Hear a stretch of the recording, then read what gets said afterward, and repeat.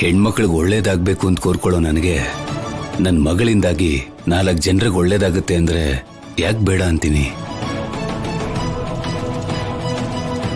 ಅವ್ರಿಗೋಸ್ಕರ ನಾನು ಬೇಡ ಅನ್ನಕ್ಕಾಗಲ್ಲ. ನೀವ್ ಅನ್ಕೊಂಡಂಗೆ ಅವಳನ್ನು ಕರ್ಕೊಂಡು ಹೋಗಿ.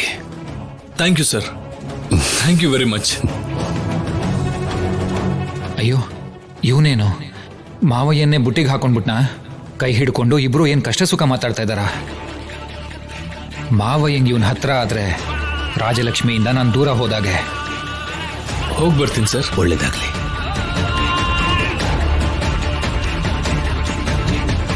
ಸರ್,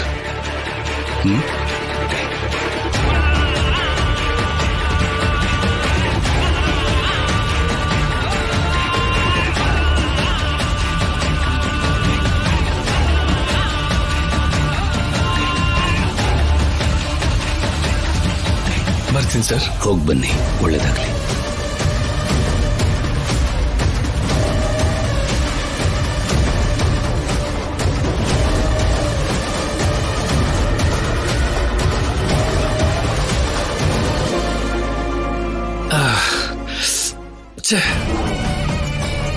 ಅಷ್ಟಕ್ಕೂ ಏನ್ ಹೇಳ್ಬೇಕು ಅಂತ ಬಂದೆ, ಏನ್ ಹೇಳ್ದೆ? ಅವ್ರಿಗೇನು ಅಂತ ಕೇಳಿದಾಗ ನನಗೆ ಹೇಳಕ್ಕೆ ಆಗ್ಲಿಲ್ಲ. ಅಷ್ಟಕ್ಕೂ ರಾಜಲಕ್ಷ್ಮಿ ಬಗ್ಗೆ ಯಾವಾಗ ಹೇಳ್ಬೇಕು, ಹೇಗೆ ಹೇಳ್ಬೇಕು?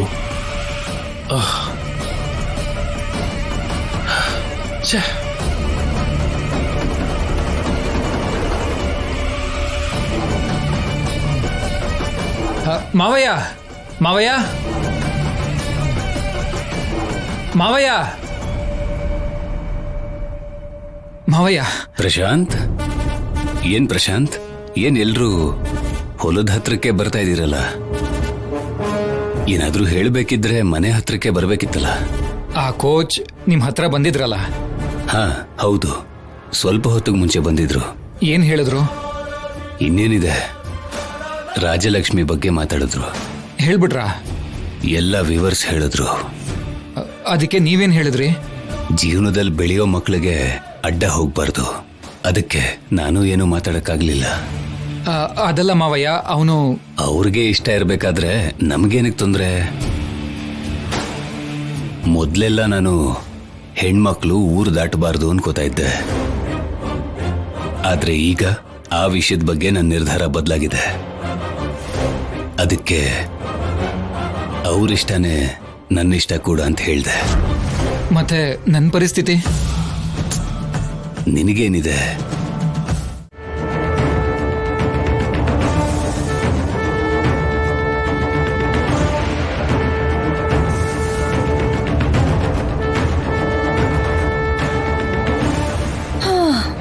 ಗಂಟ್ಲು ಒಣಗೋದಂತ ಕೆಲ್ಸ ಆಗೋಯ್ತು ಪಾರ್ವತಿ.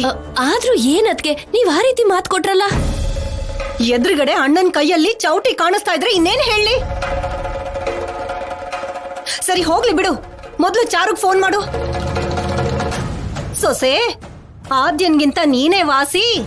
ನನ್ ಮಗನ್ನ, ನನ್ನ ಈ ಮನೇನ ಆದ್ಯನ್ಗಿಂತ ಚೆನ್ನಾಗ್ ನೋಡ್ಕೋತೀಯ ಅಂತ ಮಾತ್ ಕೊಟ್ಟಿದೀನಿ. ಆ ಮಾತನ್ನ ನೀನೇ ನಿಭಾಯಿಸ್ಬೇಕು. ಇಲ್ಲ ಅಂತಂದ್ರೆ ಚಾವಟಿ 18 ಜೊತೆಗೆ ನಿಮ್ಮತ್ತೆ ಶಿವನ್ ಪಾದ ಸೇರ್ಕೋತಾಳೆ ಅಂತ ಹೇಳ್ಬೇಕು. ಅಯ್ಯೋ ಅಯ್ಯಯ್ಯೋ, ಅದಕ್ಕೆ ಚಾರ್ಜಿಂಗ್ ಕಮ್ಮಿ ಇದೆ. ಛೀ, ಮನೇಲಿ ಫೋನ್ ಇದೆಯಲ್ಲ, ಅದ್ರಲ್ಲಿ ಮಾಡೋಣ ನಡಿ.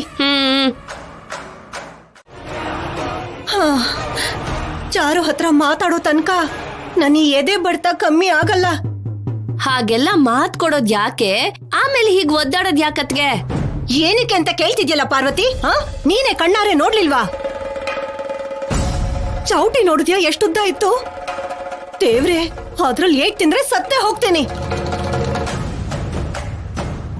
ಆ ಭಯದಿಂದನೇ ಆದ್ಯನ್ಗಿಂತ ಚಾರುನೇ ಒಳ್ಳೆವಳು, ಎಲ್ರನ್ನೂ ಚೆನ್ನಾಗಿ ನೋಡ್ಕೋತಾಳೆ. ಅದಕ್ಕೆ ಆದ್ಯನ್ಗಿಂತ ಚಾರು ಸೀನು ಜೋಡಿನೇ ಚೆನ್ನಾಗಿ ಕಾಣಿಸ್ತಿದೆ ಅಂತ ಏನೋ ಬಾಯಿಗೆ ಬಂದಿದ್ದನ್ನೆಲ್ಲ ಹೇಳ್ಬಿಟ್ಟೆ. ನೋಡು, ಆ ಚೌಟಿ ನೋಡಿದ್ಯಾ ತಾನೆ? ಇಲ್ಲಿ ಬೀಸಿದ್ರೆ ಗೇಟ್ವರ್ಗೂ ಹೋಗೋಷ್ಟು ಉದ್ದ ಇದೆ.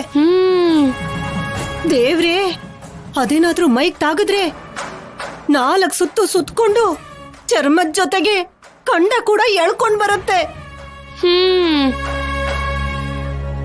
ಪದ್ಮಾ,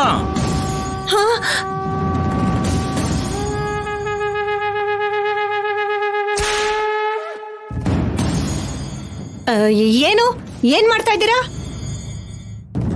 ಅಣ್ಣ, ಚಾರು ಒಳ್ಳೆತನನ ನಿರೂಪಿಸೋದಕ್ಕೆ ನನ್ಗೆ ಅವಕಾಶ ಕೊಟ್ಟಿದ್ದಾರೆ. ಓಹೋ, ಭಾವನವ್ರ ಅವಕಾಶ ಕೊಟ್ಟಿದಾರ. ಆದ್ರೆ ನಿಂದ ಯಾವತ್ತು ಕುತಂತ್ರ ಬುದ್ಧಿ ಅಲ್ವಾ? ಎಲ್ಲ ನಿನ್ ನಾಳೆಗೆ ಮರ್ತೋಗ್ಬಿಡ್ತೀಯಾ? ಅದೆಲ್ಲ ನಿನ್ ನೆನ್ಪಲ್ಲಿರುವಾಗ ನಾನು ಮಾಡ್ಬೇಕಲ್ವಾ? ಹೌದು, ಏನಂದೆ ನೀನು? ಆದ್ಯಗಿಂತ ಚಾರು ಸೀನುನ ಚೆನ್ನಾಗಿ ನೋಡ್ಕೊಡ್ತಾಳೆ ಅಂದ್ಯಾ? ಆದ್ಯನ ಮರ್ತ ಹೋಗುವಾಗ ಮಾಡಿ ಎಲ್ಲರ ಹತ್ರನೂ ಶಭಾಷ್ ಅನ್ಕೊಡುವಾಗ ಮಾಡ್ತೀಯಾ? ಅದು ನಡಿಲಿಲ್ಲ ಅಂತಂದ್ರೆ ಇವತ್ತು ಕೊಡ್ಬೇಕಾಗಿರೋ ಶಿಕ್ಷೆ ಆವಾಗ ಕೊಡ್ಬೇಕು ಅಂತ ಹೇಳ್ತಿದ್ಯಾ? ಇದನ್ನ ತಾನೇ ನೀನ್ ಹೇಳಿದ್ದು? ನೀವ್ ಹೇಳ್ದಾಗೆ ಅದನ್ನೇ ಹೇಳಿದ್ದು. ಏನೇ ನೀನ್ ಹೇಳಿದ್ ನಿಂಗೆ ನೆನ್ಪಿರ್ಬೇಕಾದ್ರೆ, ಈ ಚಾಟಿ ಏಟು ನೀನ್ ತಿನ್ಬೇಕು ಅಂತ ನೆನ್ಪಲ್ಲಿ ಇರ್ಬೇಕಾದ್ರೆ, ಇದು ಇಲ್ಲೇ ನಿನ್ ಕಣ್ಣಿಗೆ ಕಾಣಿಸೋ ಹಾಗೇನೆ ನಿನ್ ಎದುರುಗಡೆನೆ ಇದ್ರೆ ಚೆನ್ನಾಗಿರುತ್ತೆ ಅಂತ ತಗೊಂಬಂದೆ ಕಣೆ.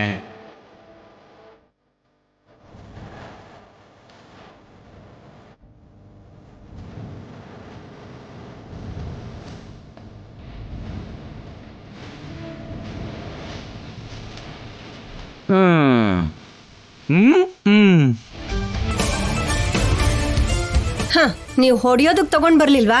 ತುಂಬಾ ಭಯ ಪಟ್ಬಿಟ್ಟೆ ಅಲ್ವಾ? ಏನೇ ನಾನೊಂದ್ 90 ಹಾಕಿದ್ದಿದ್ರೆ ನಿಜವಾಗ್ಲೂ ಹಿಂಗ್ ಬೀಳ್ತಾ ಇತ್ತು ಕಣೆ.